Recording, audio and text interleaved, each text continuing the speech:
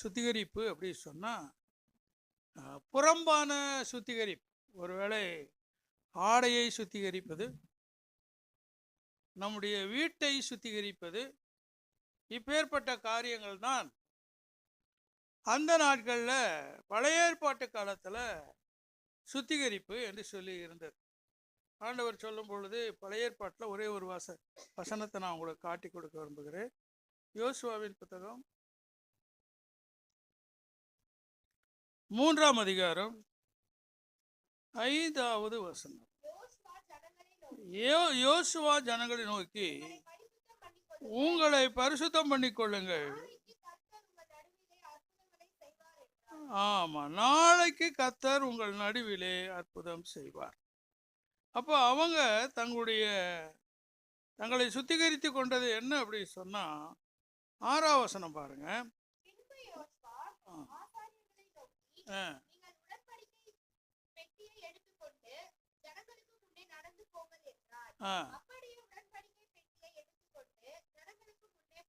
அப்போ அந்த நாட்கள்ல புறம்பான ஒரு சுத்திகரிப்பு தான் அந்த நாட்கள் இருந்துச்சு. ஆடையை சுத்திகரிப்பது.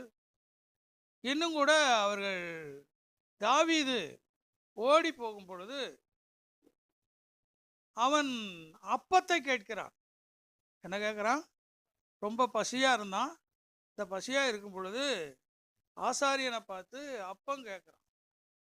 இந்த அப்பம் கேட்கும் பொழுது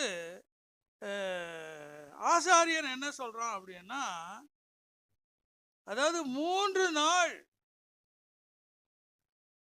பெண்களோடு ஆண்கள் சேராது இருந்தால் மட்டும்தான் இந்த அப்பத்தை புசிக்க முடியும் அப்படி சொல்லி இந்த புறம்பான அலங்கரிப்பை குறித்து, புறம்பான சுத்திகரிப்பை குறித்து அவன் இந்த ஆசாரியன் தாவீதுக்கு சொல்லுகிறான். அப்போ அவர்கள் சொல்லுகிறது, நாங்களும் எங்களோடு கூட இருந்தவர்களும் நாங்கள் வீடு விட்டு புறப்பட்டது 3 நாள் ஆகிட்டது.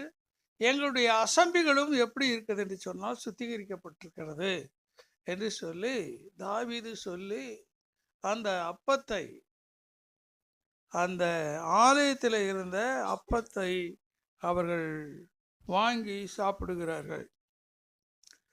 ஆனால் வேதாகமத்தில் புதிய ஏற்பாட்டு அற்புதங்களை குறித்து, சுத்திகரிப்பை குறித்து இந்த நாளிலே நாம் சில வசனங்களை குறித்து நாம் தியானிக்க போகிறோம்.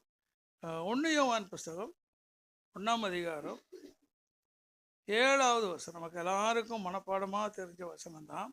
இயேசு கிறிஸ்துவுடைய ரத்தம் சகல பாவங்களையும் நீக்கி நம்மை என்ன பண்ணுகிறதுனா சுத்திகரிக்கிறது.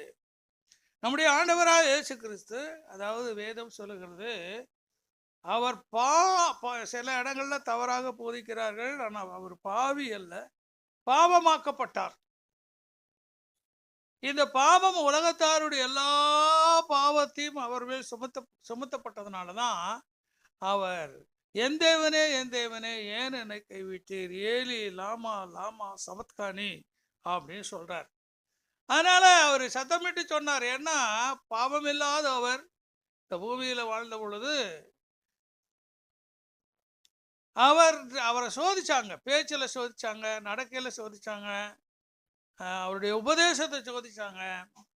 அப்போ இதோ உலகத்தின் அதிபதி வருகிறான், என்னிடத்துல ஒரு பாவமும் இல்லை, அவனுக்குள்ளது ஒண்ணுமே என்னிடத்துல இல்லை அப்படின்னு சொல்லி அந்த ஆண்டவர் அவனுக்கு முன்பாக சவால் விடுகிறார்.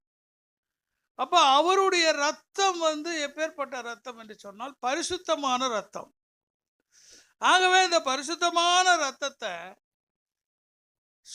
பாவியாய் இருக்கிற நம்மை, சுத்தம் இல்லாமல் இருக்கிறதான நம்மை ஆண்டவர் வேதம் சொல்லுகிறது பாருங்க. அவர் ஒளியிலே இருக்கிறது போல நாமும் ஒளியிலே நடந்தால் ஒருவரோடு ஒருவர் ஐக்கியப்பட்டிருப்போம். அவருடைய குமாரனாய் இயேசு கிறிஸ்துவின் இரத்தத்தினாலே சகல பாவங்களையும் நீக்கி நம்ம என்ன பண்ணுகிறார்னா சுத்திகரிக்கிறார். இப்போ ஒருவன் ஆண்டவருக்குள்ளே வரும் பொழுது, அதாவது பாவம் செய்யணும்னா நம்ம நிறைய பேருக்கு நினைக்கிறது என்னன்னா, நான் கொலை பண்ணலை, நான் கொள்ளையடிக்கலை, நான் யாருக்கும் துரோகம் பண்ணலை, யார் பொருளையும் நான் வஞ்சித்ததில்லை, அப்படி இருக்கிறவர்கள் நிறைய பேர் இருக்கிறாங்க. ஆனால் வேதம் என்ன சொல்லுதுன்னா, இயேசுவே வழியும் சத்தியமும். யாரு இயேசுவை விசுவாசிக்கிறார்களோ, இயேசுவை இல்லை என்று சொல்லுகிறவர்களும் இல்லை விக்கிரக ஆராதனை, அவர்கள் இதை விட நம்மளை விட பரிசுத்தமாக இருப்பாங்க. வெள்ளிக்கிழமை ஆனால் சில கிழமைகள் இருக்கிறாங்க, அவங்க கவுச்சி சாப்பிட மாட்டாங்க, இன்னும் சில தீட்டான காரியங்களை அவங்கள செய்ய மாட்டாங்க. அப்பேற்பட்ட காரியங்களில் அவங்க வைராக்கியமாக இருப்பாங்க. ஆனாலும் இயேசு அவர்களுக்குள்ளே இல்லை என்று சொன்னால் வேதம் அவர்களை பார்த்து சொல்லுகிறது, அவர்கள் பாவி அப்படின்னு சொல்லுது. ஆகவே தான் இங்கே வேதம் சொல்லுகிறது, அப்பேற்பட்டவர்கள் இயேசு கிறிஸ்துவுடைய இரத்தத்தை விசுவாசிக்கும் பொழுது, இயேசு கிறிஸ்துவுடைய இரத்தம் சகல பாவங்களையும் நீக்கி நம்ம என்ன பண்ணும், சுத்திகரிக்கும். 8ஆம் வசனம் பாருங்க, நமக்கு பாவம் இல்லை என்போமானால் நம்மை நாமே வஞ்சிக்கிறவளாய் இருப்போம், சத்தியம் நமக்குள்ளே இருக்கு. எனக்கு நான் ஒரு பாவமும் செய்தது இல்லைப்பா, யாருக்கு எந்த தீங்கு நினைச்சதில்லை, யாருக்கும் நான் நஷ்டமா வாழ்ந்தது இல்லைன்னா யாராவது அப்படி சொன்னாங்கன்னா, அப்பேற்பட்டவர்களே வேதம் சொல்லுகிறது, அவர்கள் எப்பேற்பட்டவர்கள் என்று சொன்னால் தங்களை தாங்களே வஞ்சிக்கிறவர்களா இருக்கிறார். சத்தியம் நமக்குள்ளே. ஏன்னா அந்த பூமியில இருக்கிறதுனால இப்போ புது ஷார்ட் போட்டு உள்ள வரோம், ஏசியில் உட்காந்துட்டு போகிறோம். ஆனால் வீட்டுக்கு போகும்போது கண்டிப்பாக அந்த ஷர்ட் என்ன ஆகுது, அழுக்காகுது. அப்போ ரோட்டில் போகிறோம், டஸ்ட்டு வரும், அழக்காகும். இல்லை நான் புதுசாகவே போடுவேன் அப்படின்னு சொல்லி யாருமே சொல்ல முடியாது. ஆகவே அந்த ஷர்ட்டை நாம் என்ன பண்ணுறோம்னா வாஷ் பண்ணுறோம். அதே மாதிரி இந்த உலகத்தில் வாழ்கிற நாட்களில் நான் பாவமே செய்யவே இல்லை அப்படின்னு யாராவது சொன்னாங்கன்னா, அதை போல் லண்டன் போய் வேறு எதுவுமே கிடையாது. வேதம் சொல்லுகிறது, நம்மை நாமே வஞ்சிக்கிறவர்களாக இருக்கிறோம். ஆகவே வேதம் சொல்லுகிறது பாருங்க, அந்த நேரத்தில் இயேசு கிறிஸ்துவுடைய ரத்தம் நம்ம என்ன பண்ணுகிறதுனா சுத்திகரிக்கிறது. ஒருவேளை திருவிருந்துக்கு ஆராதனைக்கு வந்திருக்கிற நாம் ஒவ்வொரு மாதமும் இந்த திருவிருந்தை நாம் அனுஷ்டிக்கிறோம். எதற்காக அனுஷ்டிக்கிறோம் என்று சொன்னால், நான் பாவி என்பதை உணர்வதற்காக. நம்முடைய ஒவ்வொரு மாதமும் நம்முடைய வாயினால், நம்முடைய கண்ணினால், நம்முடைய காதுனால், நம்முடைய ஐம்புலன்களினால் ஏதாவது ஒன்று தவறு நடந்துடும். அப்படி தவறு நடக்கும் பொழுது நாம் எங்கே போனோம்னா, ஒருவேளை நேரடியாக அவர்களுக்கு தவறு செய்துட்டோம், இல்லை அவங்க பணம் ஒரு 100 ரூபா கொடுக்குறாங்க, 100 ரூபா கொடுத்தல உங்களுக்கு 1000 கொடுத்துட்டாங்க, ஆண்டவரே மன்னியும் ஆண்டவரே மன்னியும் ஆண்டவரே நான் வாங்கிட்டேன், இனி போய் அவங்கள்ட்ட திருப்பி கொடுக்க முடியாதுன்னு அப்படியெல்லாம் சொல்லக்கூடாது. கொண்டு போய் 900 என்ன பண்ணணும், முதலாவது காம்ப்ரமைஷன் ஆகணும். ஆகி அதுக்கு பிறகு ஆண்டவர்கிட்ட நம்ம என்ன பண்ணோம்னா மன்னிப்பு கேட்டு நான் பரிசுத்தமாகணும். 9வது வசனம் பாருங்க, நாம் நம்முடைய பாவங்களை நாம் அறிக்கையிட்டால் பாவங்களை நமக்கு மன்னித்து எல்லா அநியாயத்தையும் நீக்கி நம்மை சுத்திகரிப்பதற்கு அவர் எப்படி இருக்கிறார், உண்மையும் நீதியும் உள்ளவருமாய் இருக்கிறார். அல்லேலூயா. பாருங்க, நம்ம பாவம் செய்திருவோம், ஆனா பாவத்தை அப்படியே வச்சிருந்தா அப்படியே பாவம் அப்படியே இருக்கும். ஆனா அந்த பாவத்தை நம்ம என்ன பண்ணோம்னா என்ன செய்யணும், அறிக்கையிடணும். வேதம் சொல்லுகிறது பாருங்க, நம்முடைய பாவங்களை நாம் அறிக்கையிட்டால் நம்முடைய பாவங்களை நமக்கு மன்னித்து எல்லா அநியாயத்தை நீக்கி நம்ம அறிக்கையிடு. பாவத்தை நம்ம என்ன பண்ணணும், அறிக்கையிடணும். என்னென்ன பாவம், இப்போ உங்கள் ட்ரெஸ் வாஷ் பண்ணுறீங்க அப்படின்னு சொன்னால், இப்போ வாஷிங் மிஷின் வந்துருச்சு, மொத்தமாக போட்டு என்ன பண்ணுறீங்கன்னா ஒரு துவைக்கிறேன். அந்த நாளில் அப்படி இல்லை, ஒன்றொன்னா வாஷ் பண்ணி ஒன்றொன்னா அதை துணியை எடுத்து அலசி எடுப்பாங்க. இப்போ நம்ம எங்கெங்கே கரை இருக்குதோ, இப்போ வாஷிங் மிஷினில் போட்டால் கூட எங்கெங்கே கரை இருக்குதோ, எங்கெங்கே அழுக்கு இருக்குதோ அந்த இடத்துல நம்ம ஸ்பெஷல் கேர் எடுத்து நாம் அந்த கரையை துடைக்கிறோம். அதனால தான் வேதம் சொல்லுகிறது பாருங்க, அவர் எப்பேற்பட்டவர் என்று சொன்னால் நமக்கு மன்னித்து எல்லா அநியாயத்தையும் நீக்கி நம்மை சுத்திகரிப்பதற்கு அவர் எப்படி இருக்காருன்னா உண்மை உள்ளவராக இருக்கிறார். நம்முடைய பாவங்களை நாம் என்ன பண்ணோம்னா, பாவம் நமக்குள்ள வரும்போது தான் பிசாசு நமக்கு உள்ள போதுவான். பிசாசு உள்ள போந்தான்னா அவன் கூட கொஞ்சம் பாவம் செய்ய தூண்டுவான். அதை செய்துட்டு இல்லை இதை செய்ய அப்படின்னு சொல்லுவான். ஆகவே நாம் நம்முடைய பாவங்களை மனுஷரிடத்தில் அறிக்கை, நம்ம இவர் சொல்லும்போது சகை வீட்டுக்குள்ளே வந்துட்டார் ஏசு, அவர் எதுவுமே சொல்லலை. ஆனால் வீட்டுக்குள்ளே வந்தோடனே அவன் சொல்கிறான், நான் தப்பு பண்ணியிருந்தா என்னை மன்னிச்சிருங்க, யார்கிட்டையாவது நான் அநியாயமாக வாங்கி இருந்தால் அவர்கிட்ட நான் என்ன பண்ணுறேன், நாலத்தனையாக திருப்பி தாரேன். உடனே ஆண்டவர் சொன்னார், இந்த வீட்டுக்கு இன்றைக்கு ரட்சிப்பு வந்தது. ஆகவே நம்முடைய பாவங்களை அறிக்கையிடுகிற தேவனுடைய பிள்ளைகளாக இருக்க வேண்டும். 1 யோவான் புஸ்தகம் 3ஆம் அதிகாரம் 3வது வசனம் பாருங்க.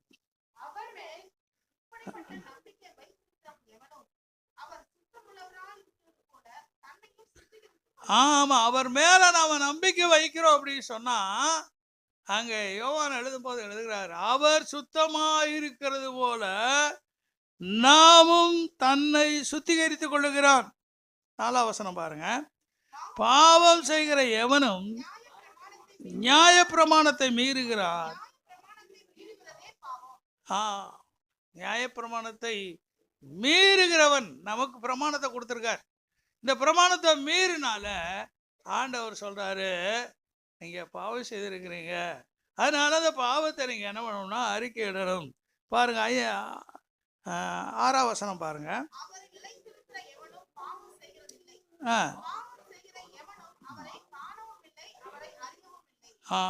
அதனால தேவனுடைய பிள்ளைகளாகிய நாம் நம்முடைய பாவங்களை நாம் அறிக்கையிட்டால், நம்முடைய பாவங்களை நாம் எல்லா அநியாயத்தை நீக்கி அவர் சுத்திகரிப்பதற்கு அவர் உண்மையுள்ள தேவனாக இருக்கிறார்.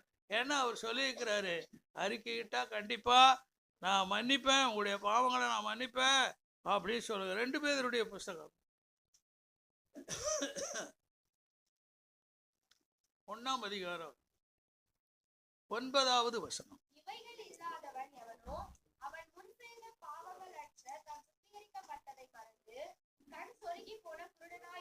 ஆமா, ஏற்கனவே பாவம் நம்ம செய்திருந்தோம் அப்படின்னு சொன்னா நம்ம மன்னிக்கப்பட்டு இருக்கிறோம், நம்ம ஆண்டவரால மன்னிக்கப்பட்டு இருக்கிறோம். அப்படி நம்ம மன்னிக்கப்பட்டிருந்தோம் அப்படின்னு சொன்னா மறுபடியும் சில தூண்டுதல்னால, சில சூழ்நிலையினால நாம என்ன பண்ணுகிறோம்னா பாவத்துக்குள்ள மாற்றோம். அப்படி பாவத்துக்குள்ள மாற்றதுனால ஆண்டவர் பேதுரு எப்படி எழுதுறார் பாருங்க. இந்த வரிசையா 1லிருந்து 8 வசனங்களை அவர் எழுதுறார். என்னென்ன நமக்கு வேணும் அப்படி சொல்லி 6லிருந்து வாசிப்போம். ஞானத்தோடு, இச்சை அடக்கமும், இச்சை அடக்கத்தோடு, பொறுமையையும், தேவ பக்தியையும்,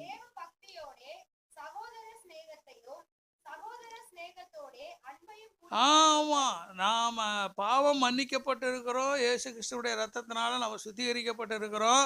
இப்படி சுத்திகரிக்கப்பட்ட நாம நமக்கு என்னவெல்லாம் என்ன இந்த வேதம் சொல்லுகிறது பாருங்க. 4ஆம் வசனம் பாருங்க. இச்சையினாலே உலகத்துக்கு உண்டான கேட்டுக்கு தப்பி திவ்ய சுவாபத்துக்கு, திவ்யன்னா தெய்வீக சுவாபம். ஏன்னா இந்த உலகமே இச்சைக்குள்ளதான். நீங்க சின்ன குழந்தையிலிருந்து என்ன வேதம் சொல்லுகிறது, நம்முடைய கீழ்ப்படியாமையின் பிள்ளைகள் ஆகாயத்துக்கு அதிகார பிரபு. குழந்தையிலேயே போய் உன்னை உடைச்சிருச்சு அப்படின்னா, ஐயா உடைச்ச அப்படின்னா, ஐயோ எனக்கு தெரியவே தெரியாது. நம்ம வீட்டில் வளர்க்குற பிள்ளைகள் கிட்டத்தட்ட உண்மை சொல்ல நம்ம தப்பு செய்தா தப்புன்னு என்ன பண்ணுவீங்க, ஒத்துக்குங்கன்னு சொல்கிறோம். தப்புன்னு ஒத்துக்கிட்டாங்கன்னா நீங்கள் அவங்கள மன்னிக்கணுமே இல்லாமல் மறுபடியும் போட்டு 4 சாத்தக்கூடாது. ஏன் உடைச்ச அப்படின்னு அடிக்கக்கூடாது. அடித்தா கண்டிப்பாக அடுத்த நாளில் அது என்ன பண்ணும், பொய் சொல்ல ஆரம்பிக்கும். அப்போ நம்ம உண்மை சொல்லிட்டோம், நமக்கு அடி கிடையாது அப்படின்னு நம்ம நினச்சிட்டோம். அந்த குழந்தை நினச்சிருச்சுன்னா அது எப்போவுமே என்ன சொல்ல ஆரம்பிக்கும்னா உண்மை சொல்ல ஆரம்பிக்கும். ஒரு குழந்தை ஒரு தவறு சொல்லிட்டு, இல்லை பொருளை எடுத்துகிட்டு போகுது, இல்லை செல்ஃபோனை தூக்கிட்டு போகுது, உடனே அது காஸ்ட்லியான செல்ஃபோனு கீழே போட்டு உடைச்சிருந்தோன்னா யார் எடுத்தது அப்படி எனக்கு தெரியவே தெரியாதுன்னு சொல்லும். ஏன்னா ஏற்கனவே அடி வாங்கிடும். அதனால் ஆண்டவருடைய பிள்ளைகள் பெற்றோராகிய நாம் மன்னிக்க கற்றுக்கொள்ள வேண்டும். என்ன பண்ணணும், அது கணவன் மனைவிக்குள்ளே நடக்கிற நிறைய பிரச்சனைகள். அதாவது இந்த பொருளை விட என்னுடைய மனைவி விலை உயர்ந்தவள், இந்த பொருளை விட என்னுடைய கணவன் விலை உயர்ந்தவள் என்கிற கான்செப்டுக்குள்ளே நீங்கள் வந்துட்டீங்கன்னா பொருளுக்கு முக்கியத்துவம் கொடுக்க மாட்டீங்க. யாருக்கு முக்கியம் கொடுப்பீங்கன்னா உங்கள் பிள்ளைகளுக்கு, இல்லை உங்கள் கணவனுக்கு, இல்லை உங்கள் மனைவிக்கு நீங்கள் முக்கியம் கொடுப்பீங்க. அப்போ அந்த வீட்டில் குடும்பத்தில் என்ன உண்டாகும்னா சமாதானம் உண்டாகும். ஆகவே இந்த உலகமே இச்சையினால உண்டாக்கப்பட்ட உலகம். பாருங்க எவ்வளவு பவுல் அழகா அந்த பேதுரு எழுதுறாரு பாருங்க. இச்சையினால் உண்டான கேட்டுக்கு தப்பி. எதுக்கு தப்பி? கேடு. நம்ம சுபாவம் சின்ன வயசுலேருந்தே நமக்கு அதாவது கெட்ட சுபாவம் தான் நமக்குள்ள இருக்கும். நல்ல சுபாவத்தை கற்றுக்கொண்டாதான் பழகினாதான் ஆண்டவருக்குள்ள வந்தாதான் வரும். ஆண்டவருக்குள்ள வந்தவங்களே நிறைய விஷயங்கள் என்ன பண்ணிடுறேன்னா அதிலே நான் சொன்னேன். நான் இந்த 40லேருந்து 50 வயசு ரொம்ப ஜாக்கிரதையா இருக்கும். நான் உங்களுக்கு எச்சரிப்பாகவே சொல்கிறேன். நிறையா ஊழியக்காரர் கூட தவறி போனது அந்த பிட்வீன் ஏஜ். அதில் இச்சையில் போய் மாட்டிக்கிறாங்க, தவறாக மாட்டிக்கிறாங்க. வல்லமுள்ள ஊழியக்காரர்களே மாட்டிக்கிறாங்க. ஆனால் நீங்களும் நானும் அப்படி இருக்கக்கூடாது. அந்த வயசில் தான் யங்ஸ்டரில் இருக்கும்போது நல்லா பரிசுத்தமாக இருப்பாங்க, நல்லா இருப்பாங்க. ஆனால் சத்துருவானவன் அவனுக்கு தான் கரெக்டாக வேலை வைப்பான், அதுக்கான காரியங்களை ஏற்பாடு பண்ணுவான். அதனால் இந்த உலகம் என்ன உலகம்னா இச்சையினால் உண்டான உலகம். இந்த உலகத்தில் தப்பி என்ன சுபாவம் நமக்கு வரணும்? திவ்யம்னா தெய்வீகம், டிவைன் கேரக்டர். அந்த தெய்வீக சுபாவத்துக்குள்ள வரணும். அப்படி வரும் பொழுது, அப்படி இல்லை அப்படின்னா வேதம் சொல்லுகிறது, இவைகள் இல்லாதவன் எவனோ அவன் முன் செய்த பாவங்கள் அற தான் சுத்திகரிக்கப்பட்டதை மறந்து எப்படி இருக்கிறான்னா கண் செருகி போனவனா இருக்கிறான். 10ஆம் வசனம் கூட வாசிப்போம். ஆகையால் சகோதரரே,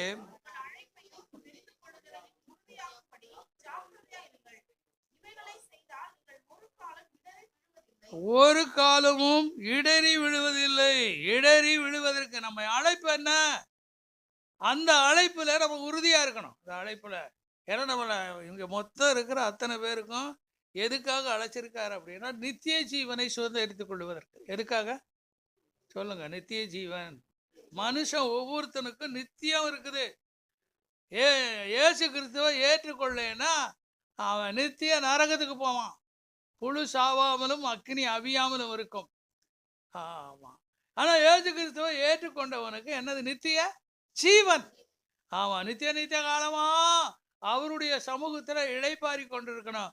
இந்த அழைப்பை நாம் ஒருவோடு மறக்க கூடாது. ஒரு இச்சை. அவன் அந்த வசனம் பாருங்கிறது, ஆகையால் சகோதரரே உங்கள் அழைப்பையும் அழைப்பு என்ன ஆல்டர் கால் எல்லாத்துக்கும் கொடுப்பாங்க. எல்லாரும் 500 மீட்டர் ஓட்டம் வாங்க, யார் வேணாலும் வரலாம்.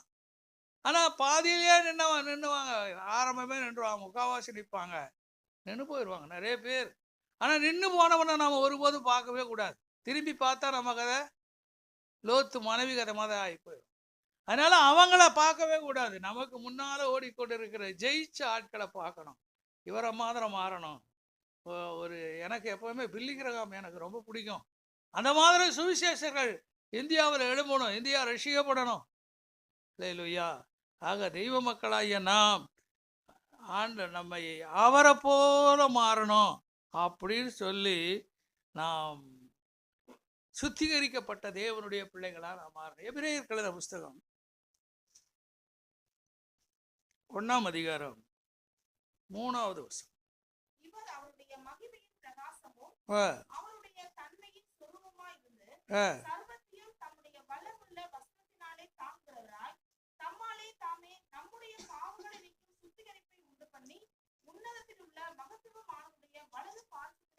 ஆமா, இங்க பாருங்க, இந்த கடைசி நாட்களில் குமாரன் மூலமாய் நம்ம 2ஆம் வசனம் திருவிழம் பற்றினார்.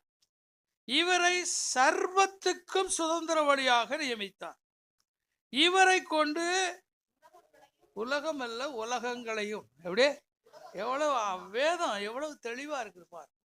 நம்ம ஒரு சூரிய குடும்பத்தில் இருக்கிறோம். நாம் ஒரு சூரிய குடும்பத்தில் இருக்கிறோம். சூரியன் இருக்கிறது, சந்திரன் 9 கிரகங்களோடு கூட நாம் பூமியும் 9வது கிரகம். இது மாதிரி இந்த சூரிய குடும்பம் மாதிரி அண்ட வெளியில 4500 சூரிய குடும்பங்கள் இருக்கிறோம். ஆகவே இந்த உலகத்தை மாத்திரம் இல்லை, அவர் உலகங்களையும் உண்டாக்கினார். இந்த உலகங்களை உண்டாக்கி பிதாவினுடைய மகிமைக்கு ஒப்பானவராய் அவர் மாறினார். பிதாவை யாரும் கண்டதில்லை, காணவும் முடியாது. ஆகவே இப்போ சூரியனை போய் நேரடியாக பார்க்க முடியாது. சூரியனையே பார்க்க முடியாது அப்படின்னா பிதா அவ்வளவு பிரகாசமானவர். ஆகவே இந்த மாம்ச கண்ணினால பிதாவை ஒரு குமாரன் தான் அது பார்த்தது. வேற யாருமே என்ன பண்ணல. ஒரு சாயல் வேணா பார்க்கலாம். மோசைக்கு கூட பார்க்கணும்னு கேட்டுப்பட்டவ, அப்பா நீ என்னை பார்த்தீங்கன்னா என்ன பண்ணிடுவ, செத்து போயிடுவ. அதனால நான் அம்மா கண்மலையின் வெடிப்பில் நான் உன்னை ஒழிச்சு வச்சுக்கிட்டு என்னுடைய முன்பகுதியை நீ பார்க்க முடியாது, என்னுடைய பின்பகுதி நான் டக்குன்னு கடந்து போயிடுவேன். ஏன்னா இவ்வளவு ஆசைப்பட்டதுனால நான் உனக்கு அதை காட்டுறேன் அப்படின்னு சொல்லி ஆண்டவர் மோசைக்கு காண்பிக்கலை.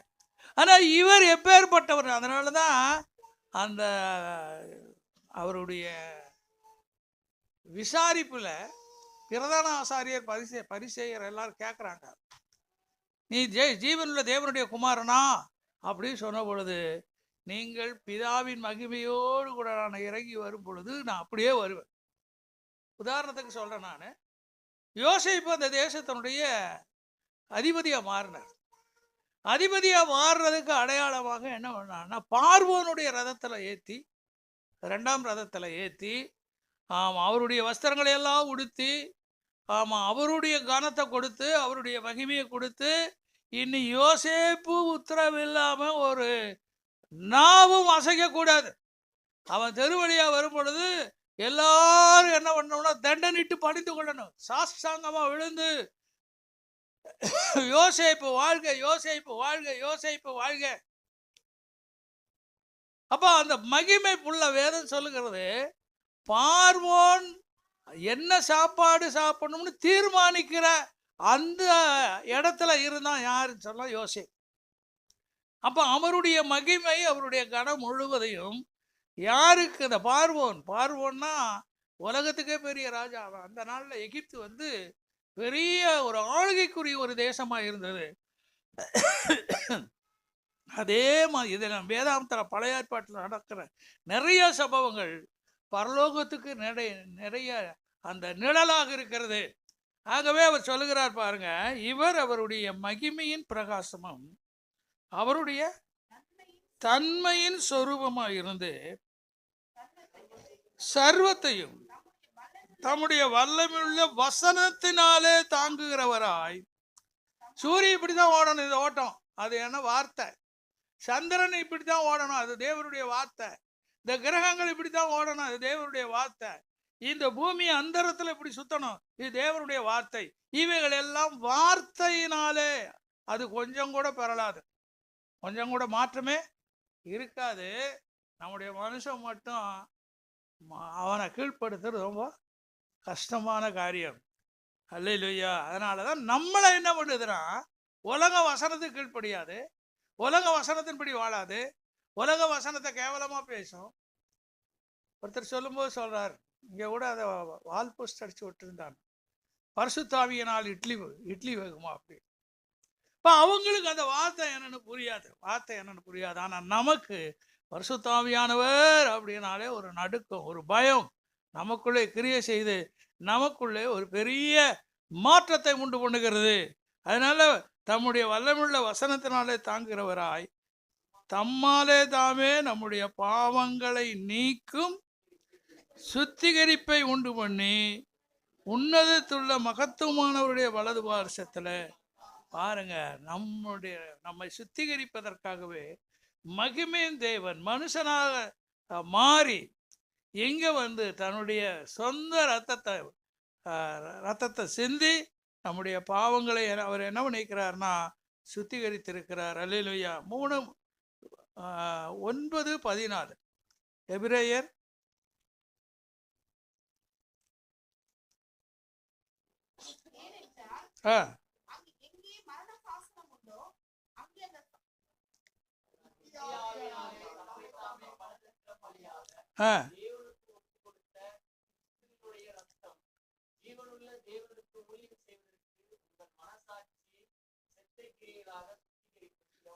நம்ம மனசாட்சியில எப்பவுமே செத்த கிரியைகள் நிறைய இருக்கு. என்ன கிரியை?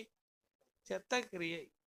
ஒரு வீடு கட்டுறோம், அதுல அந்த என்ன சொஸ்திக்குன்னு ஒரு சிம்பல் அப்படி போடுவாங்க. நான் ஒரு வீட்டுக்கு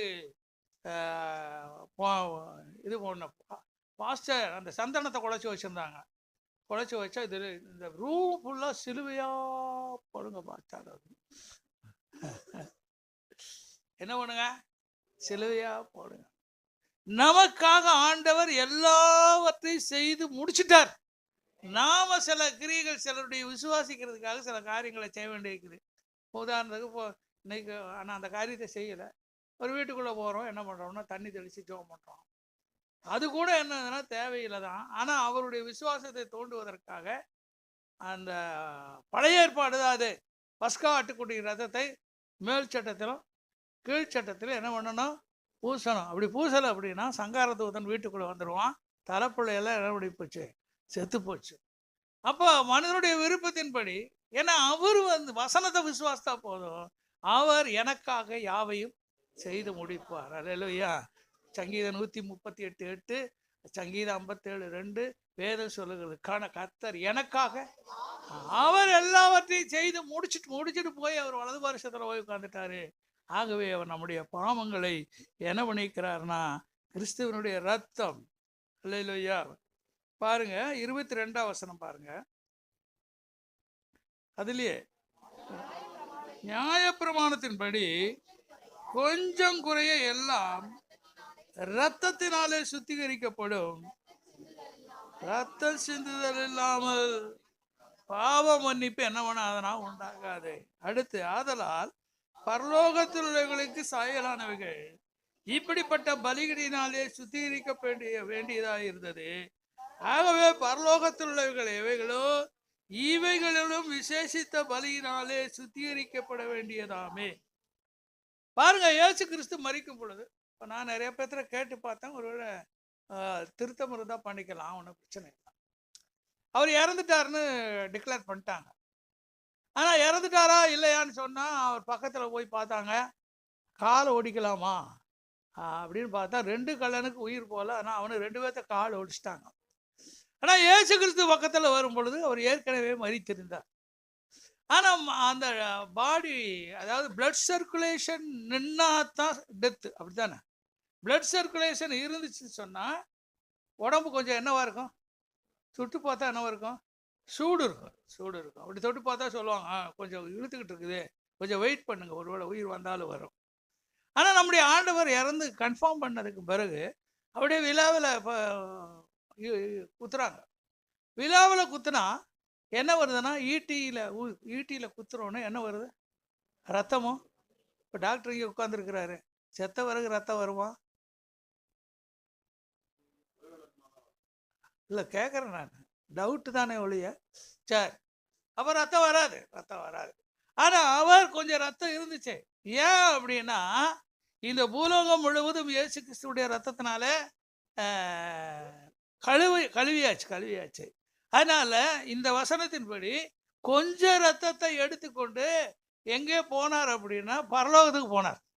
கொஞ்சம் குறைய எல்லாம் ரத்தத்தினாலே சுத்திகரிக்கப்பட வேண்டியது அவசியமா இருந்ததுனால, ஏன்னா யோபு புஸ்தகத்துல வேதம் சொல்லுகிறது, அவர் தூதர்களிலும் குற்றம் கண்டுபிடிக்கிறார். யார் இல்லையா? தூதர்கள் எங்க இருக்காங்க? பரலோகத்தில் இருக்கிறாங்க. அவங்களே குற்றம் கண்டுபிடிக்கிறார். அதனால அவர் கொஞ்சம் ரத்தத்தை எடுத்துக்கொண்டு இந்த பரலோகத்தை அவர் என்ன பண்ணுகிறார்னா சுத்திகரிக்கிறார், நம்முடைய வருகைக்காக. ஒரு அலையிலையா சொல்லுங்க. வீடு மாதிரி போறோம் அப்படின்னா நமக்காக ஹவுஸ் ஓனர் என்ன பண்ணுவார் அப்படின்னா ஒயிட் வாஷ் பண்ணி, ஆமாம், அதை சுத்திகரித்து, ஆமாம், வர்ற ஆள் எந்த குறையும் சொல்லிடக்கூடாது, இடிஞ்சது போன எல்லாத்தையும் பூசி, போனது வந்தது ஏதாவது இப்போ லைட்டு போயிருந்துச்சு, இல்லை டோர் ஏதாவது ரிப்பேர் இருந்துச்சுன்னா அந்த மாதிரி தான் நமக்காக நாம் ஏற்கனவே சுத்திகரிக்கப்பட்டவர்கள், சுத்தமானவர்கள். இயேசு கிறிஸ்துவுடைய ரத்தத்தினால ஒவ்வொரு மாசமும் திருவிருந்து எடுக்கும்போது நாம் நம்முடைய பாவங்களை அறிக்கை செய்து நாம் இந்த திருவிருந்தை நாம் எடுக்கிறோம். ஆகவே நாம் சுத்திகரிக்கப்பட்டவர்கள். எத்தனை பேர் ஆமென் சொல்லுவோம்? திருவிருந்து எடுத்த பிறகு ஆண்டவர் உங்களை எப்படி பார்க்கிறார்னா பரிசுத்தவானா பார்க்கிறார், பரிசுத்தவாட்டியா பார்க்கிறார். ஆனால் நீங்க பரலோகத்துக்கு போகும் பொழுது அதுல அசுத்தம் இருக்கக்கூடாது, அதுல கரை இருக்கக்கூடாது, அதுல திரை இருக்கக்கூடாது. அதனால அவர் அங்க போங்க. அதனால அவருடைய அந்த வசனம் எப்படி அளவா சொல்லுகிறது பாருங்க. ஆதலால் 23 பரலோகத்தில் உள்ளவைகளுக்கு சாயலானவைகள் இப்படிப்பட்ட பலிகளினாலே சுத்திகரிக்கப்பட வேண்டியதாயிருந்தது. பரலோகத்தில் உள்ளவைகளிலும் இவைகளிலும் விசேஷித்த பலிகளினாலே இனி எங்க பலி செலுத்த போறாங்க இல்ல, அந்த பலியில தான் கொஞ்சம் ரத்தத்தை எடுத்து கொண்டு போய் அவர் என்ன பண்ணினார்னா பரலோகத்தையே சுத்திகரித்தார். அப்ப நாம எவ்வளவு சுத்தமா இருக்க வேண்டியது அவசியம். ஒரு அல்லேலூயா சொல்லலாம் பாப்போம். அல்லேலூயா. யாக்கோபு 4:8.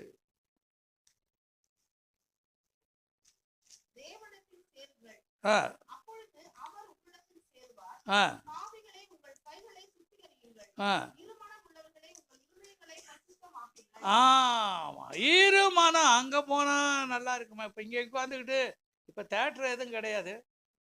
சில ஆட்கள் திருவிந்து எடுக்கும் போதே நோண்டுறான். எதை? செல்போன. இப்ப எண்ணம் பூரா எதுல இருக்குதுன்னா எதுல இருக்குது? செல்போன்ல இருக்கு. அன்னைக்கு அப்படி இல்லை. சினிமா தேட்டருக்கு போகலாமா, அதை முடிச்ச உடனே ஓடலாமா. இப்போ அகஸ்தியா மட்டும்தான் இருக்குதுன்னு நினைக்கிறேன். மற்றெல்லாம் மூட்டானு. அகஸ்தியா மூடிட்டாளா? சரி. ஜோமணி இதெல்லாம் மூடி விட்டீங்க. ஆமாம், கத்தா நல்லவர். நாங்கள் இரவு ஜபத்தில் நிறையா நேரம் ஜெபம் பண்ணிக்கணும். தேட்டர் எல்லாம் மூடணும் அப்படின்னு சொல்லி இப்போ செல்ஃபோனுக்காகவும் ஜெபம் பண்ணிட்டு இருக்கிறோம். ஆமாம், கத்தர் அதையும் நிறைவேற்றுவார். செல்ஃபோனில் கூட இப்போ எவ்வளவு மாற்றத்தை ஆண்டவர் கொண்டு வந்திருக்கார் பாருங்க. முதல்ல செங்கல் மாதிரி ஒன்று இருந்துச்சு. அப்புறம் ஒருத்தர் நான் நினச்சேன் இந்த செல்ஃபோன் எல்லாருமே வச்சுருக்கிறாங்க, இனி செல்ஃபோன் கடையே சேல்ஸ் ஆகாதுன்னு நான் நினச்சேன். ஆனால் இப்போ புதுசாக வாங்கிட்டு இருக்கிறாங்க. ஆமாம், எல்லாம் ஜீரோ பேலன்ஸ். ஒடியா இப்போ எல்லா கடையும் மூடி இருக்குது 11 மணி வரைக்கும்.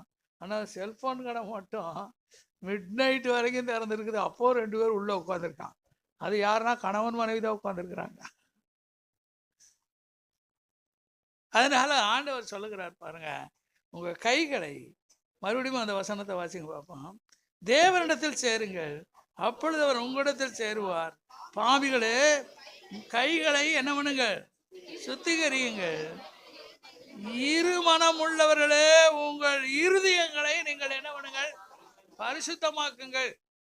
அந்த நாள்ல ஆண்டவர் சொல்லும் போது சொன்னாரு, அந்த பிராமின்ஸ் பார்த்தீங்கன்னா எந்த பொருளும் கடையிலேருந்து வாங்கிட்டு வந்தா போதும், அதை கொண்டு வந்து சுற்றி தண்ணி தெளிப்பான்.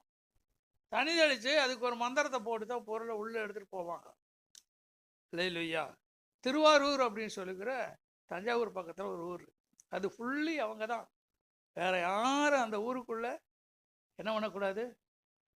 செருப்பு போட்டு உள்ளே போகக்கூடாது, சைக்கிளில் ஏறி போகக்கூடாது. அங்கேயே போர்டு வச்சுருப்பான், சைக்கிளில் இறங்கி தள்ளிட்டு போகிறோம். நாங்கள் எங்கள் தமிழ் வாத்தியார் ஒருத்தர் இருந்தார், அவர் திருமணத்துக்காக நாங்கள் போனோம். இல்லையா? தேவனுடைய பிள்ளைகளே, ஆண்டவர் சொல்லும்போது வம்புக்குன்னே ஆண்டவர் சில விஷயங்களை செய்யும்போது வம்புக்கு நிறைய இடங்கள்ல அப்படி அதை வாசித்தான் செய்வார். அப்போ எல்லாருக்கும் சாப்பாடு வைக்கிறாங்க. எல்லாருக்கும் என்ன பண்ணுறாங்க? சாப்பாடு வைக்கிறாங்க. இந்த யூதனுடைய வழக்கத்துப்படியே ஒரு பொருள் கொண்டு போனாலே தண்ணி தெளிப்பாங்க. ஆனால் இவங்க என்ன பண்ணுறாங்கன்னா, சாப்பிடும்போது மத்திய எழுதின மார்க் எழுதின சுவிசேஷம் 7ஆம் அதிகாரம்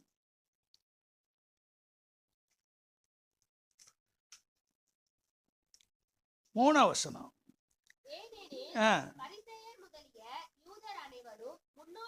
முன்னோர்களின் பாரம்பரியம் எப்படி?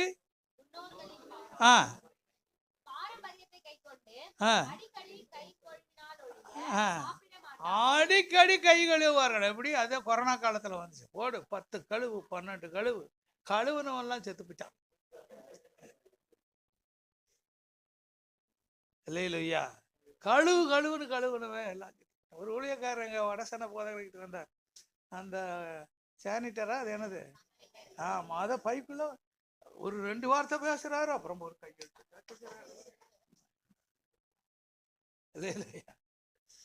அப்ப கை கழுவாம சாப்பிட்டாங்க பாருங்க. அவங்க பாரம்பரியமே அதுதான், பழக்கமே அதுதான்.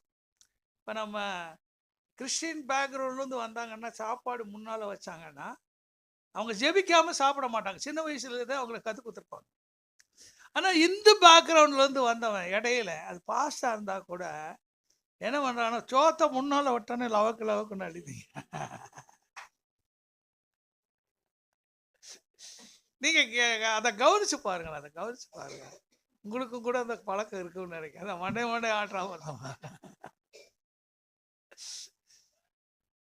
ஜபம் பண்ணி சாப்பிடணுங்கிற சின்ன வயசுல இருந்து நம்ம பிள்ளைக்கு கற்றுக் கொடுத்தா என்ன ஒண்ணு ஜபம் பண்ணி சாப்பிடலாம். இடையில நுழைஞ்சது அதான் சொல்லுவாங்க, பாதியிலேங்க ஆதியிலேங்க கிறிஸ்தவம் கிடையாது, பாதியிலேங்க. அப்ப அந்த பாரம்பரிய பழக்கத்தின்படி அவங்க பாருங்க, கடையிலிருந்து வரும் பொழுது 4ஆம் வசனம், ஸ்நானம் பண்ணாமல் சாப்பிட மாட்டார்கள். என்ன பண்ணாங்க? குளிக்காம அவங்க என்ன பண்ணப்பட்டாங்க? அப்படியே செம்புகளையும் கிண்ணங்களையும் செப்பு குடங்களையும் மனைகளையும் கழுவுகிறதும் பாருங்க. நம்ம நிறைய வீடுகளில் பார்ப்போம், வெள்ளிக்கிழமையான என்னது பூஜை பாத்திரங்களை எல்லாம் கழுவுவாங்க. ஏற்கனவே இந்த தெய்வம் அழுக்கான தெய்வம், நீ பாத்திரத்தை கழுவி என்ன சுத்திகரிக்க போறாங்க. அதனால ஆண்டவர் சொல்றாரு பாருங்க, அவர் சொல்றாரு, நீங்க வாய் வழியா சாப்பிட்றது ஆசன வழியா அது என்ன பண்ணிடும்னா கழிஞ்சு போயிடும். இது வழியா சாப்பிட்றது. ஆனா எங்க அசுத்தம் இருக்கிறது எப்படி என்று சொன்னால் வேதம் சொல்லுகிறது பாருங்க, 16ஆம் வசனத்திலிருந்து வாசிங்க. கேட்கிறதுக்கு ஒருவன் காது உள்ளவனாய் இருந்தால் கேட்க கடவன். அல்லேலூயா. 19ஆவது வசனம், அது அவன் இருதயத்திலே போகாமல் வயிற்றிலே போகிறது. காசை முழுங்கினா கூட வந்துரு, வெளியே வருமா வராதா? வந்துருது. அதனால நீங்க அசுத்தம் சாப்பிட்றதுனால நமக்கு ஃபீலிங் அப்படி. இந்திய மக்கள் மட்டும்தான் நம்ம நினைக்க, ஒரு பாச்சாம் பள்ளி விழுந்துருச்சுன்னு வச்சுங்க, உடனே நமக்கு வாமிட்டு வருது, பாச்சான் விழுந்துருச்சு, பள்ளி விழுந்துருச்சு. ஆனா அதே சைனீஸ் அந்த பாச்சானோ பள்ளியோ உள்ள கிடைச்சுன்னா அவன் என்ன பண்ணுவான்? சந்தோஷமா எடுத்துச்சான். ஆஹா, நமக்கு விலை கொடுக்காம கிடைச்ச ஒரு பள்ளி கிடைச்சிருக்காரு. அவன் மனசுல பள்ளி சாப்பிட்டா சந்தோஷம். நம்ம பள்ளி விழுந்த சாப்பாட்டை சாப்பிட்டாலே நமக்கு என்னது? வாமிட்டு. அப்ப எது எங்க பிரச்சனை? இருதய வயிற்றுல பிரச்சனை கிடையாது, மனசுல பிரச்சனை கிடையாது. பாம்பு கடிச்சா கூட ஏதோ குச்சி குத்துச்சு அப்படின்னு நினைக்க வரைக்கும் பாம்பு விஷமே ஏறாது. அதான் சைக்காலஜி. வேற குச்சி குத்துனா கூட அது பாம்பா இருக்குமான்னு நினைச்சிட்டீங்கன்னா அவ்வளவுதான், முடிஞ்சு போச்சு கதை. நமக்கு அது கன்ஃபார்ம் ஆகாத வரைக்கும் நமக்கு பக்குன்னு பாம்பு என்னைக்கு விஷம் ஏறுதோ என்னைக்கு சாவுமோ அப்படி. ஆண்டவர் சொல்லுகிறார், நீ வாய் வழியா சாப்பிடுகிறது அது என்ன வழியா போயிடும்னா ஆசன வழியா போயிடும், ஆசன வழியா போயிடும். ஆனா உன் இருதயத்துக்குள்ள என்ன இருக்குது பாருங்க, மனுஷனுடைய இருதயத்துக்குள்ள இருக்கும். இது 21 பாருங்க, இருதயத்துக்குள்ளே இருந்து பொல்லாத சிந்தனை, விபச்சாரங்கள், வேசித்தனங்கள், கொலைபாதகங்கள், களவு, பொருளாசை, துஷ்டத்தனம்.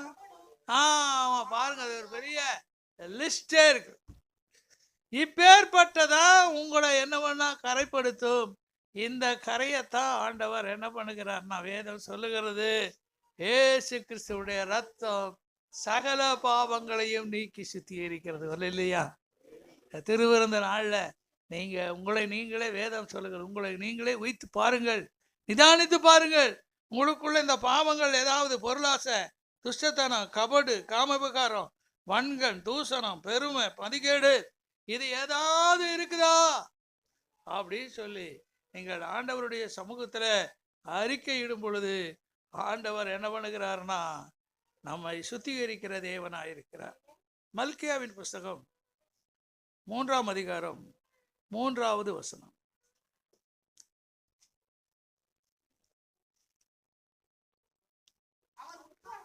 அவர் உட்கார்ந்து வெள்ளியை புடமிட்டு சுத்திகரிக்கிறது கொண்டிருப்பார்.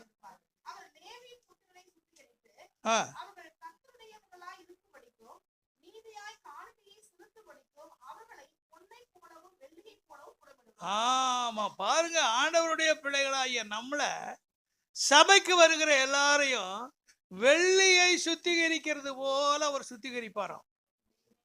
நம்ம வெள்ளியை எப்படி சுத்திகரிக்கிறார் நமக்கு தெரியல. ஆனா வேதம் சொல்லுகிறது பாருங்க, அதை உருக்கி உருக்கி உருக்கி உருக்கி அதை களும்பு நீக்கி உருக்கி களிம்பு நீக்கி உருக்கி சுத்த வெள்ளியாய் சுத்திகரிக்கிறது போல ஆண்டவர் நம்மை என்ன பண்ணுகிறார்னா சுத்திகரிக்கிறார். அல்லேலூயா. இப்ப இரும்பு விலை ஏன் கம்மியா இருக்குது, தங்கத்து விலை ஏன் ஜாஸ்தியா இருக்கு? இரும்பு எல்லா இடத்துலயும் கிடைக்குது. ஆமா, இப்ப பாருங்க, அந்த இரும்பு பழைய இரும்பெல்லாம் வாங்கி அதெல்லாம் கொண்டு போய் உலையில போட்டு அதை ஊற்றி அது எல்லாமே எதா மாறுது அப்படின்னா, அந்த பிசிறு கம்பெனிகளில் பிசிறு விற்கிறாங்க, அதை விற்பானு அந்த இரும்பையெல்லாம் கொண்டு போய் உருக்கி இது எல்லாமே என்னவா மாறுதுன்னா, கட்டடத்துக்கு தேவையான 12 இன்ச்சு கம்பி, 16 இன்ச்சு கம்பி, 10 இன்ச்சு கம்பி, 8 இன்ச்சு கம்பி, இது எல்லாமே எதுக்கு யூஸ் ஆகுறதுன்னா, ஆனால் அதையே அந்த வேற இரும்பை அந்த இரும்பை ரீமேக் பண்ணுகிற இரும்பை ஒரு பொருளாக மாற்ற முடியாது. ஒரு பொருள்னு சொன்னால் என்ன சொல்றது, சில மிஷின் பார்ட்ஸாக செய்ய முடியாது, சில கருவிகளாக எடுத்து பயன்படுத்த முடியாது. அது ஒன்லி நான் போய் இந்த கேசிபியில் தான் அங்கே உருக்கி அப்படி ஊற்றுறானுங்க. இப்போ கேட்டேன் நான், இது என்னென்னா இது எல்லாமே வேஸ்டேஜ் வாங்கினது, லேத்து பட்டறையில் கடைஞ்சி வேஸ்ட்டாக வருது பார்த்தீங்களா, அந்த இரும்பை தான் கொண்டு வந்து உருக்கி இந்த கட்டட வேலைக்கு தேவையான கம்பிகளாக அவர்கள் உருக்கி எடுக்கிறார்கள். ஆனால் தங்கம் அப்படி அல்ல. தங்க சுரங்கத்திலிருந்து அந்த மண் எடுத்து அதை தங்கத்தை பிரித்து அதில் கிளம்பி நீக்கி அதை கிளம்பி நீக்கி அதுக்கு பிறகுதான் ஒரிஜினல் 24 தானே? ஆமாம், 24 தாங்க ஒரிஜினல். 16 இருக்குது, அதில் செம்பு சேர்ப்பானுங்க, நிறையா செம்பு சேர்ப்பானுங்க. நீங்கள் அதனால நம்மளை ஆண்டவர் என்னவா மாத்துறாருன்னா பசும் பொன்னாக மாத்துகிறார். சுத்திகரித்து சுத்திகரித்து ஒரு அலையிலே சொல்லுங்க. ஆமா, குருடாயில் இருக்குது, நிலத்திலிருந்து தான் எடுக்குது. நாமளும் பூமியிலிருந்து எடுக்கப்பட்டவர்கள் தான். இந்த குருடாயில் எடுத்து அதை சுத்திகரித்தான். ஆமா, அது கேரசின், அது டீசல், அது பெட்ரோல். நம்மளை ஆண்டவர் ஒயிட் பெட்ரோலாக மாற்றி இருக்கிறார். எத்தனை பேர் ஆமேன் சொல்லுங்களா, ஒரு அலையிலையா சொல்லுங்களா, ஒரு சோத்திரம் பண்ணுங்களா. ஆண்டவர் நம்மளை என்ன பண்ணுகிறார்னா சுத்திகரித்து சுத்த பொன்னாக பைம்பொன்னாக ஆண்டவர் நம்மளை மாத்துறார். அதனால தான் நீங்கள் எல்லாம் பைம்பொன்னா, இந்த மோதிரம், இந்த செயின், இதுல எல்லாம் செம்பு கலப்பாங்க. என்ன பண்ணுவாங்க, அப்போ தான் அது வளையும், அது மோதிரமாக மாறும், நம்ம சேப்புக்கு மாறும். நம்ம சேப்புக்கு மாற மாட்டோம். கொஞ்சம் சபையில் பிரச்சனை வந்துச்சுனால என்ன பண்ணிடும், என்ன சுத்த பொண்ணா மிக்சிங் கிடையாதுனால உடனே உடஞ்சி போயிடும். என்ன பண்ணிடும், உடஞ்சி போயிடும். பிரச்சனைகள் வரும் பொழுது, போராட்டங்கள் வரும் பொழுது நாம் சுத்த பொண்ணாக இருக்கிறதுனால நாம் அப்படியே பரிசுத்தமாக இருப்போம். கர்த்தர் உங்களை ஆசீர்வதிப்பாராக. அல்லேலூயா. ஏசாயாவுடைய புஸ்தகம் 52ஆம் அதிகாரம் 11வது வசனம். ஏசாயா 52:11.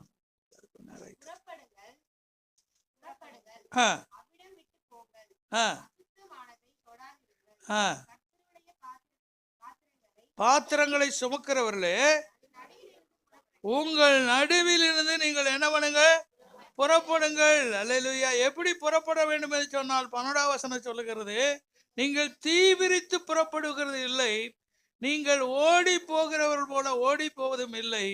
கர்த்தர் உங்கள் முன்னே போவார். இஸ்ரவேலின் தேவன் உங்கள் பிறகே உங்களை என்ன பண்ணுகிறவர், காக்கிறவர். அல்லேலூயா. கர்த்தருடைய பந்தியிலே பங்கு பெறுகிற நீங்கள் அசுத்தமானது என்ன பண்ணக்கூடாது, தொடக்கூடாது. அசுத்தமானவர்களோடு பழகக்கூடாது. வேதம் சொல்லுகிறது, துன்மார்க்குடைய ஆலோசனையின்படி நடவாமலும் பாவிகளுடைய வழியில் இல்லாமலும் பரியாசக்கார உட்காரும் இடத்தில் உட்காராமலும் இருந்து கர்த்தருடைய வேதத்தில் எப்படி இருக்கணும், பிரியமா இருக்கணும். அல்லேலூயா. ஆமா, எங்க பார்த்தாலும் தாவீதை பெருமையா பேசுறாங்க. ஏன் தாவீதை பெருமையா பேசுறாங்கன்னா, அவனும் தப்பு பண்ணான்.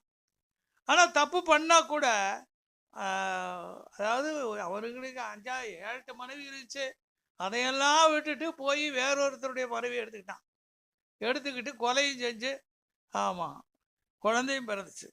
அதனால அவன் என்ன பண்ணான்னா பப்ளிக்கா 51ஆம் சங்கீதத்தை எழுதினான். அதனால அதை அந்த 51ஆம் சங்கீதத்தை எடுத்துங்க. எப்படி அவன் சொல்றான்னு பாருங்க. இந்த திருவிருந்த நாளில் நாமும் கூட அந்த வசனத்தை எல்லாரும் சேர்ந்து சொல்லுவோம். எல்லாரும் எடுத்துங்க 51ஆம் சங்கீதம். நான் சொல்ல சொல்லுங்க. தேவனே, உமது கிருபையின்படி எனக்கு இறங்கும், உமது மிகுந்த இரக்கங்களின்படி என் மீறுதல் நீங்க என்னை சுத்திகரியோ. ஆமாம், மறுபடியும் இன்னொருக்கா கூட சேர்ந்து வாசிப்போம் பாருங்க. தேவனே, உடைய கிருபையின்படி எனக்கு இறங்கும், உமது மிகுந்த இரக்கங்களின்படி என் மீறுதல் நீங்க என்னை சுத்திகரியும். 2ஆம் வசனம், என் அக்கிரமம் நீங்க என்னை முற்றிலும் கழுவி என்னை பாவமற சுத்திகரியும். என் அக்கிரமம் நீங்க என்னை முற்றிலும் கழுவி என் பாவமற என்னை சுத்திகரியும். 7ஆம் வசனம் வாசிக்கலாம். நீர் என்னை, சொல்லுங்க, நீர் என்னை ஈசோப்பினாலே சுத்திகரியும், அப்பொழுது நான் சுத்தமாவே. என்னை கழுவியருளும், அப்பொழுது நான் உறைந்த மழையிலும் வெண்மையாவேன். அல்லேலூயா. ஆமா, ஏன்னா பழைய ஏற்பாட்டு காலத்துல அவன் சொல்றான் பாருங்க, புதிய ஏற்பாட்டு காலத்துல நமக்காக இயேசுவுடைய ரத்தம், அல்லேலூயா, நம்மளை சுத்திகரித்து இருக்குது. 10ஆம் வசனம் கூட சொல்லுவோம் பாருங்க. தேவனே, சுத்த இருதயத்தை என்னிலே சிருஷ்டியும், நிலைவரமான ஆவியை. ஆமா, நிலைவரமான ஆவி. நம்ம எப்பவுமே ஏறி இறங்க இசிசி எடுப்பாங்களே, அப்படி மேலே போக அப்புறம் கீழே வரும், அப்புறம் மேலே போக கீழே. நம்ம பரிசுத்தமெல்லாம் அப்படித்தான் இருக்குது. ஆனால் அப்படி அல்ல, நம்முடைய ஆவி எப்படி இருக்கணும்னா ரொம்ப பரிசுத்தமாக இருக்கணும். 2 கொரிந்தியர் புஸ்தகம் 7ஆம் அதிகாரம் 1வது வசனம். 2 கொரிந்தியர் 7:1.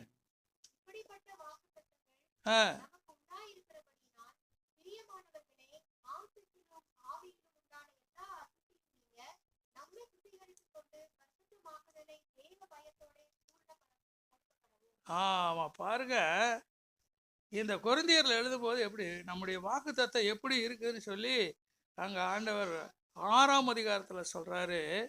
என்ன, தேவனுடைய ஆலயத்துக்கும் விக்கிரகங்களுக்கு என்ன இது சம்பந்தம்? இது நான் அவர் 6ஆம் அதிகாரம் 16 இருந்து பாருங்க.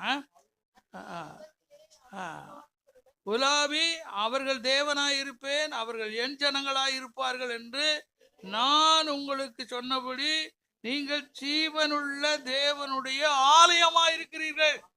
நாம யாரு? ஜீவனுள்ள தேவனுடைய ஆலயம்.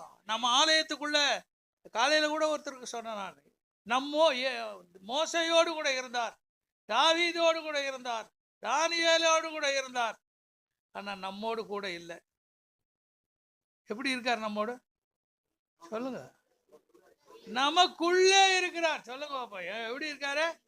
கூட இல்லை, அவர் நமக்குள்ளே இருந்து வாசம் பண்ணுகிறார். எத்தனை பேர் ஆமென் சொல்லுகிறீங்க? ஆமா, நமக்குள்ள இருக்கிறார். அவங்க கூட இருந்தாங்க, அவங்க வேலைக்காரர்.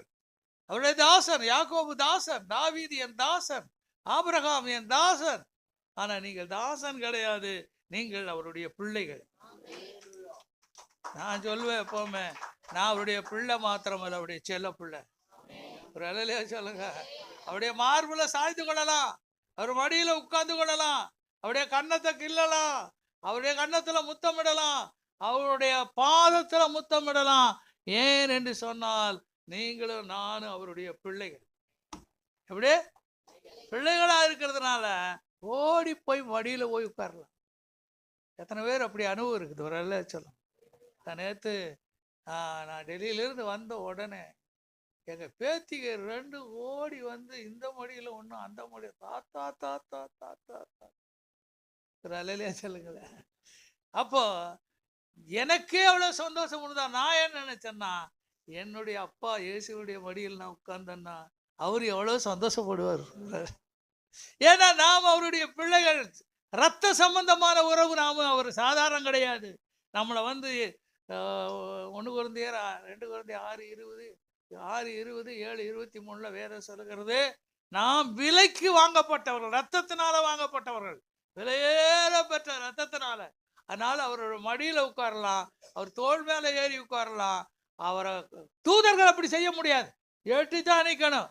அவன் எவ்வளவு பெரிய பரிசுத்தமான இருந்தாலும் சரி, பரிசுத்தர் பரிசுத்தர் பரிசுத்தர்னு ஓயாம சொல்லலாமே இல்ல, கிட்ட வர முடியாது. அது காப்ரியாலா இருக்கட்டும், அது மைக்கேலா இருக்கட்டும். ஆனா நீங்களும் நானும், நமக்கு அந்த உணர்வு இல்லை, அந்த ரகசியம் தெரிய மாட்டேங்குது. நம்ம எட்டவே நிற்கிறோம். நமக்காக ஆண்டவர் பழைய ஏற்பாட்டு காலத்துல மோசையே கிட்ட வர வேண்டாம்ட்டார். அவர் பேசினார்னா பயந்து நடுங்கினார் மோசே. ஆனா இன்னைக்கு அப்படி இல்லை. அவருடைய வார்த்தைகள் கிருபை உள்ள வார்த்தைகள், இரக்கமுள்ள வார்த்தைகள், மனதுருக்கத்தின் வார்த்தைகள். நம்மளை பார்த்து மனதுருகிறார், என்கிட்ட வரமாட்டானா, அவங்க இன்னும் நெருங்கணும், இன்னும் நெருங்கணும். அந்த நாளில் ஒரு பாட்டு வச்சு, இன்னும் கிட்டி சேர்ந்த நெருங்க நெருங்க. அல்லேலூயா. ஆக தேவனுடைய பிள்ளை, அதனால ஆண்டவர் சொல்றார், இப்படிப்பட்ட வாக்குத்தத்தங்கள் நமக்கு 7:1 உண்டாயிருக்கபடினால் பிரியமானவர்களே, மாம்சத்திலும் ஆவியிலும் உண்டான. ஆமா, சிலருக்கு வரங்கள் வல்லமா வந்தோடனே பெருமை உள்ள நுழைஞ்சிடும்.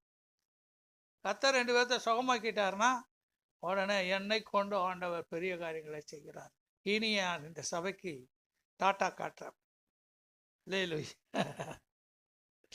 ஆனால் தேவனுடைய பிள்ளைகளை எவ்வளவு நம்மளை உயர ஆண்டவர் பயன்படுத்தினாலும் சரி, நமக்குள்ள என்ன வரக்கூடாது, என்ன வரக்கூடாது, பெருமை வரக்கூடாது. என்னை கொண்டு அல்ல, என் தேவனை கொண்டு, நான் அவருடைய கருவியா.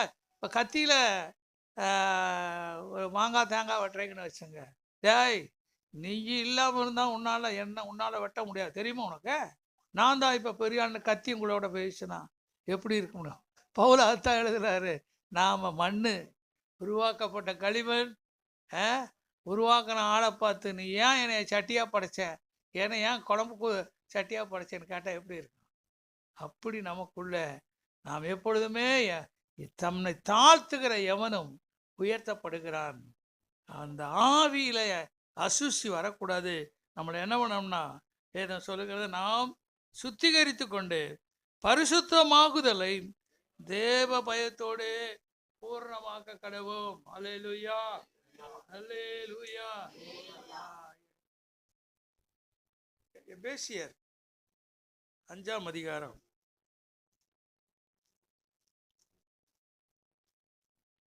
25-26.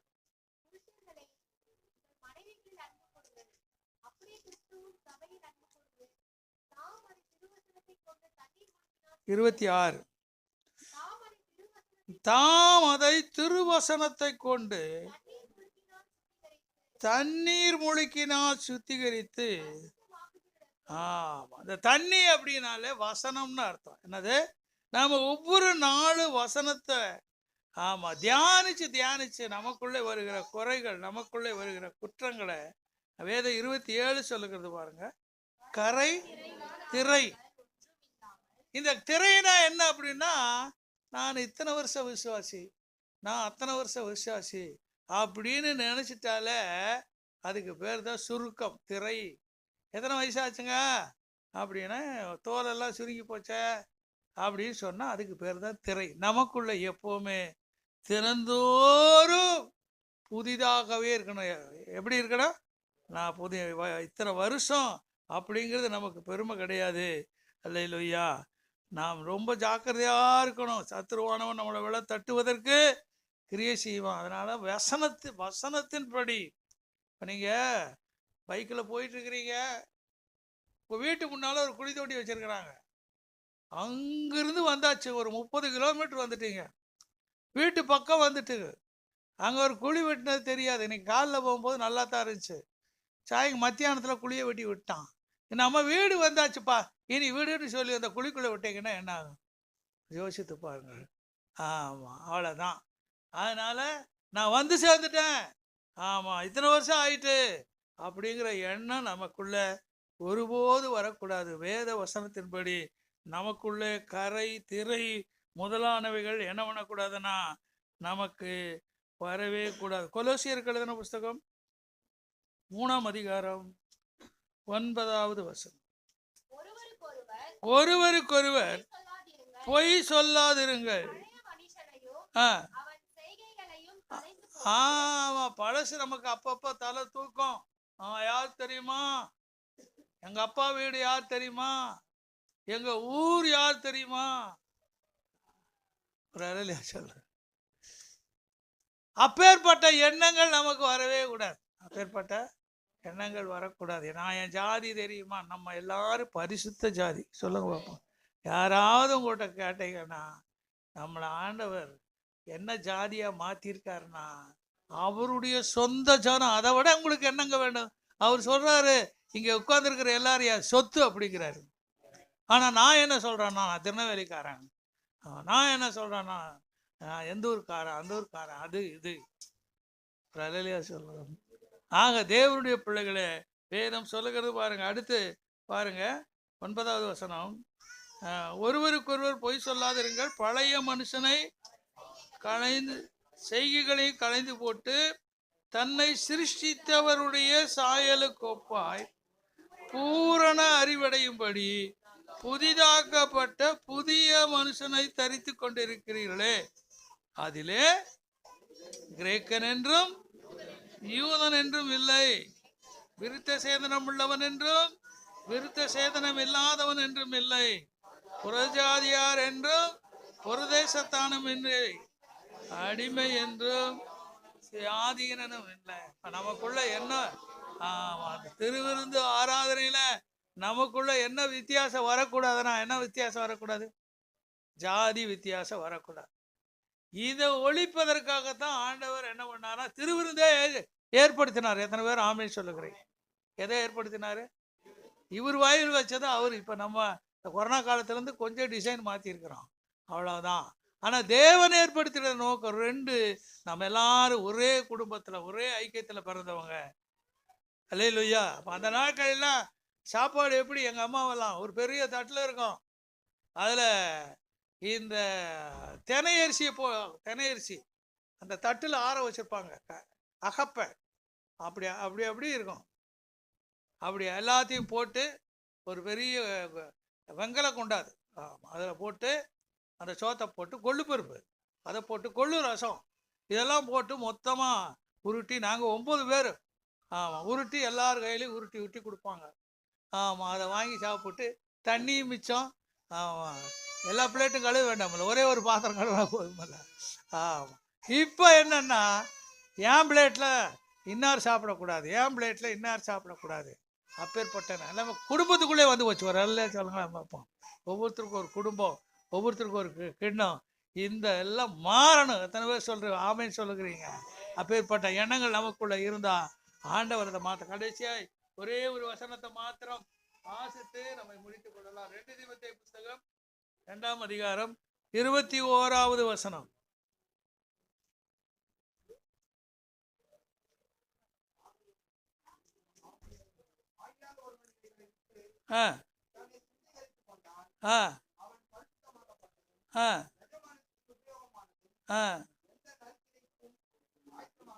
ஆமா, பாருங்க, இந்த காரியங்களை எல்லாம் நீங்க சுத்திகரித்து கொண்டால் நீங்க எஜமானுக்கு பிரயோஜனம் உள்ள பாத்திரமா மாறுவீங்க.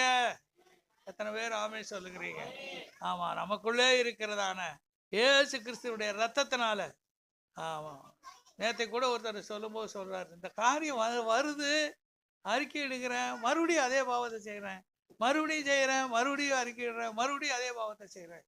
ஆனால் ஆண்டவர் இந்த வசனத்தின் மூலமா நமக்கு எச்சரிக்கிறார் பாருங்க. ஆகையால் ஒருவன் இவைகளை விட்டு தன்னை சுத்திகரித்து கொண்டால் அவன் எப்பேற்பட்டவன்? பரிசுத்தமாக்கப்பட்டதும் எஜமானுக்கு உபயோகமானதும் எந்த நற்கிரியும் ஆயத்தமாக்கப்பட்டதுமான கனத்துக்குரிய பாத்திரமா மாறுமா? ஒரு அருளையா சொல்லுங்களேன் பார்ப்போம்.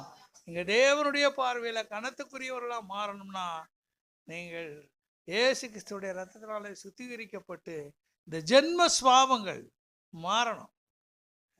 இருமனமா இருக்கக்கூடாது. என்ன மனம்? நீங்களே உறுதியா எடுக்கணும். ஆமா, சித்தப்பன் சொன்னா, பெரியப்பன் சொன்னா, மச்சான் சொன்னா, மாமன் சொன்னா, அவனுக்காக நீங்க வாழக்கூடாது. இயேசு கிறிஸ்துவுக்காக